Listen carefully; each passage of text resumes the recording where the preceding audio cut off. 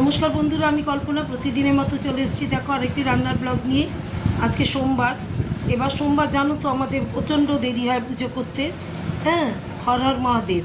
এবার কি রান্না করলাম আজকে দেখো, একবারে সিম্পল, মানে কোনো ইসে নেই, ভালো লাগছে না, গরমে খেতেও পাচ্ছি না, কিছু না। রান্না করলাম এখানে করেছি এক হাঁড়ি ভাত গরম গরম, আর এখানে মুগ ডাল। আজকে মুগ ডাল জিরে আর শুকনো লঙ্কা ফোড়ন দিয়ে আজকে মুগ ডাল করেছি। আর এখানে করেছি দেখো, এখানে দেখো করে নিয়েছি পাঁপড় ভাজা। এই যে ব্যাট পাঁপড় আর এমনি পাঁপড় ভাজা। হ্যাঁ, এটার মধ্যেও আছে পাঁপড় ভাজা, এটার মধ্যেও পাঁপড় আছে। এই যে এটার মধ্যে, এই সেটার মধ্যে এই দেখো এখানেও পাঁপড় আছে। এই দেখো এখানেও পাঁপড়, এখানেও পাঁপড়। এইবার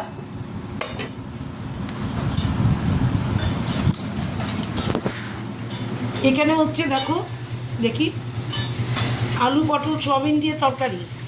কি কালার দেখো,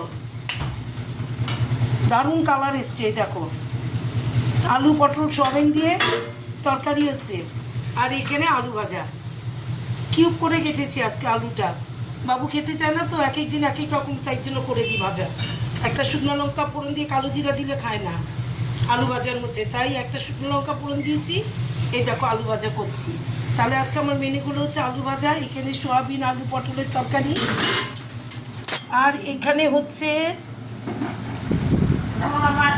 ভাত, গরম গরম ভাত, এই মাত্রই নামালাম, ডাল, মুগ ডাল, আর এখানে পাঁপড় ভাজা, এখানেও পাঁপড় ভেজেছি। এই হচ্ছে আজকে আমার মেনু। এটাই আমার আজকে মানে লাঞ্চের মেনু। লাঞ্চ বলতে কি, এখন দেখো কত বেলা হয়ে যাচ্ছে, 3:20 কি 25 হবে এখন, খুব জোর হলে।